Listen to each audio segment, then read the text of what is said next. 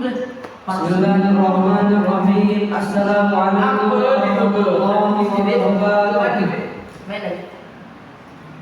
Alhamdulillahirabbil alamin wa bihi nasta'in ala umuri dunya waddin. Wassalatu wassalamu ala asrofil anbiya'i wal mursalin wa ala alihi wa ashabihi ajma'in. Asyhadu an la ilaha illallah wa asyhadu anna Muhammadan 'abduhu wa rasuluh la nabiyya wa la rasulahu ba'da. Qala Allah Ta'ala fil Qur'anil Karim ba'da a'udzu billahi minasy syaithanir rajim. Bismillahirrahmanirrahim. Inna fi khalqis samawati wal ardi laayatin liulil albab. Shadaqallahul azim. Wa qala nabiyyuna Muhammadin sallallahu alaihi wasallam fi hadits as-sahih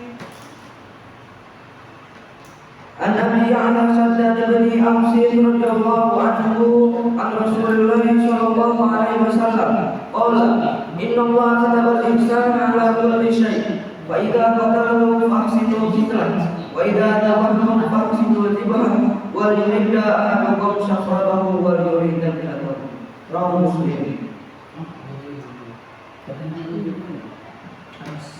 Yang pertama-tama dan yang paling utama, marilah kita panjatkan puja dan puji syukur kita kepada Allah Subhanahu wa taala karena telah memberikan kita begitu banyak nikmat, yakni terutama nikmat kesehatan, nikmat iman, nikmat Islam, terutama juga nikmat kesehatan jasmani maupun rohani, sehingga kita masih bisa diberikan kesempatan oleh Allah Subhanahu wa taala untuk hidup, diberikan oleh Allah Subhanahu wa taala untuk masih bisa melakukan banyak aktivitas, masih bisa menghirup nafas, masih bisa diberi kesempatan untuk beribadah kepada Allah Subhanahu wa taala.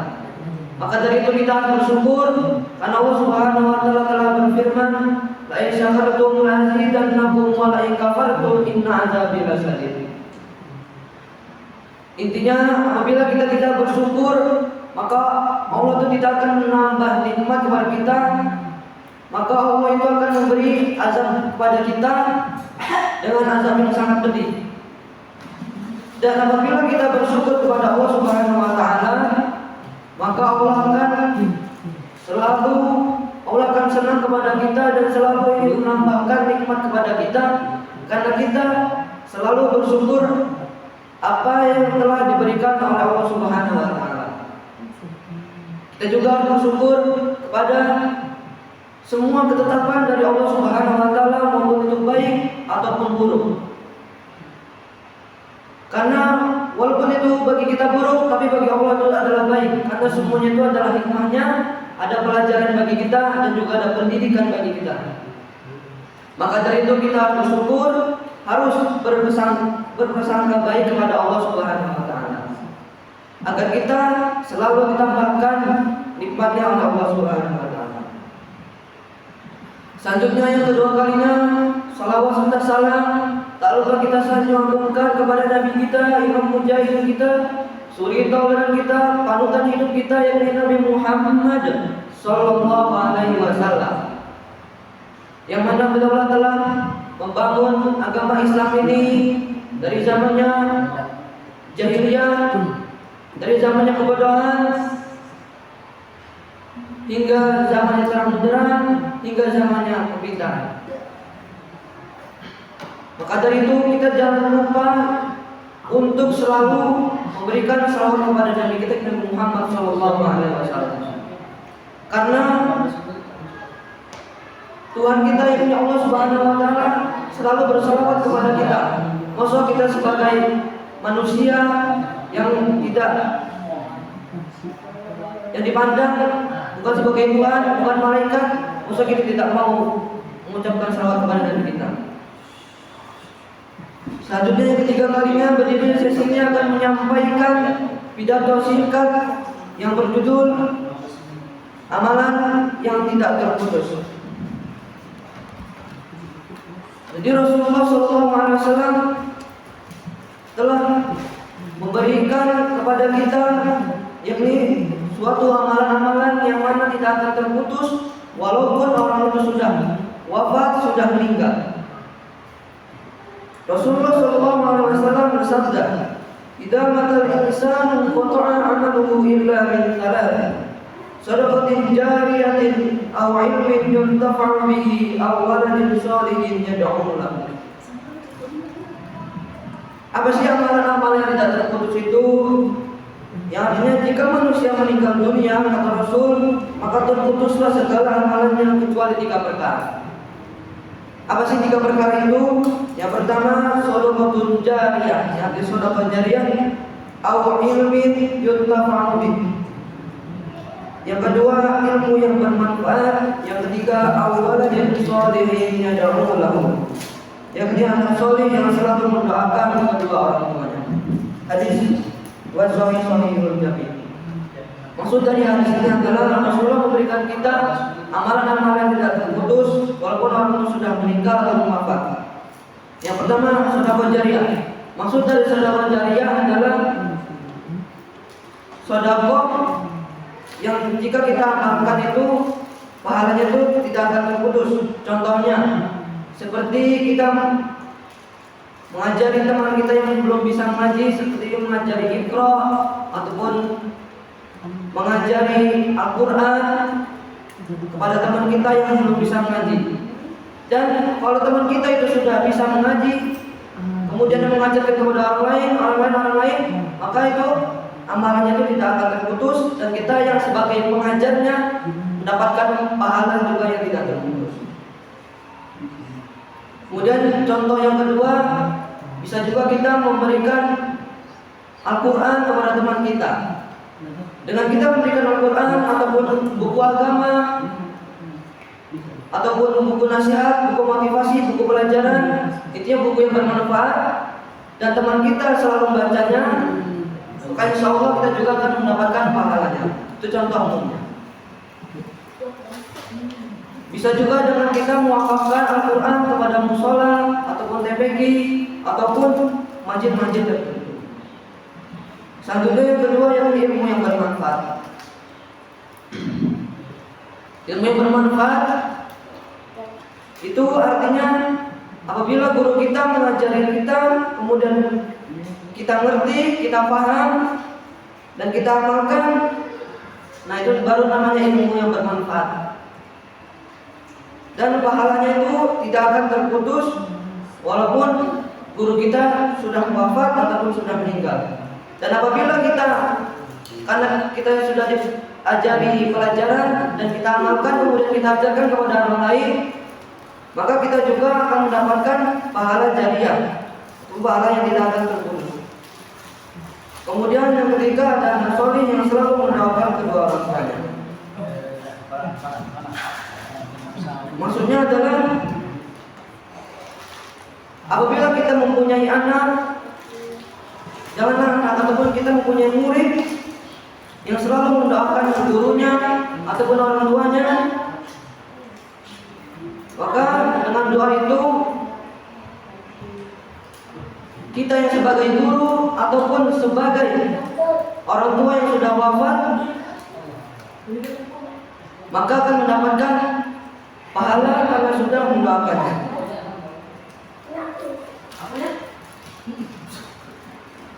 Selanjutnya ada hadis dari Rasulullah SAW. Karena kita sudah mendekati bulan Idul Adha, maka saya akan menyampaikan tentang hadis Arba'in ke-17 tentang menyayangi hewan. Rasulullah SAW telah bersabda, "An Abi Ya'la Shaddad bin Aus radhiyallahu anhu,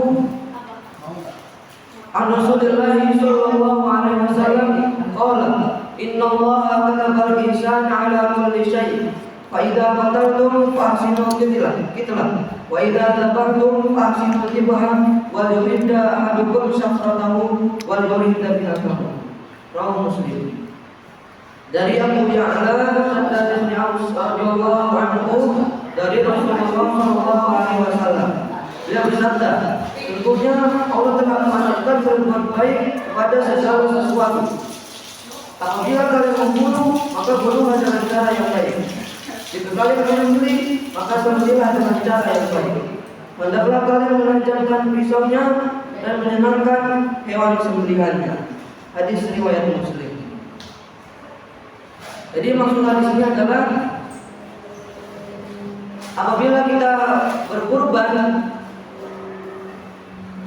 maksud hadisnya adalah dari sahabat Abu Ya'la Sa'ad bin Aus radhiyallahu anhu, beliau ini menanyakan kepada Rasulullah SAW.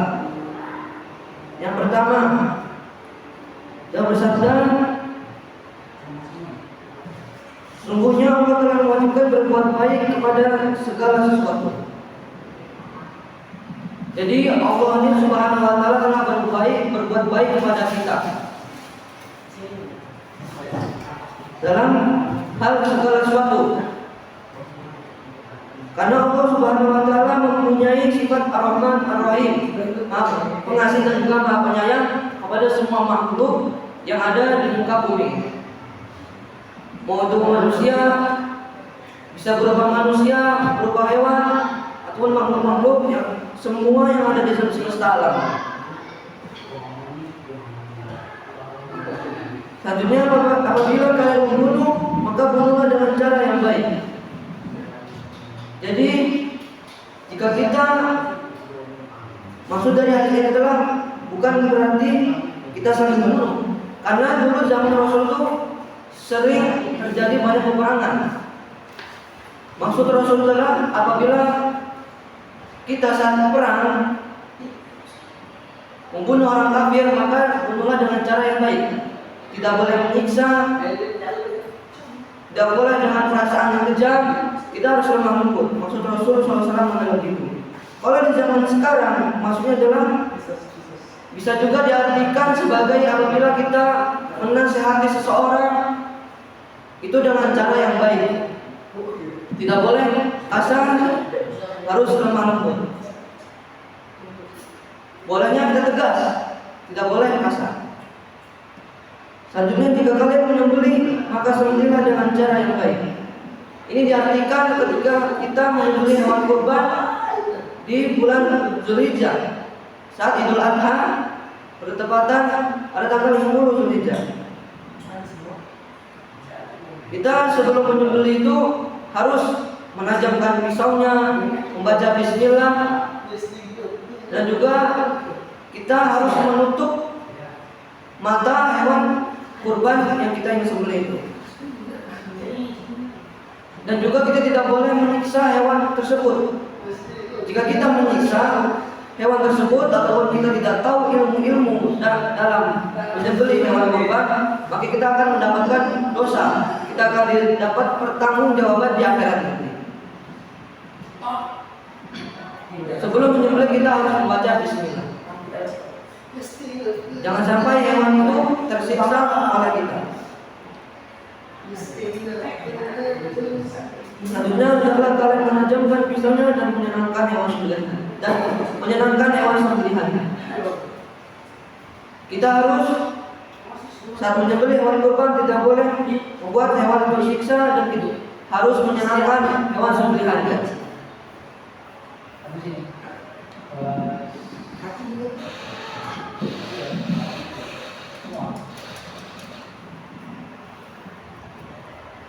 Mungkin ini saja yang bisa sampaikan.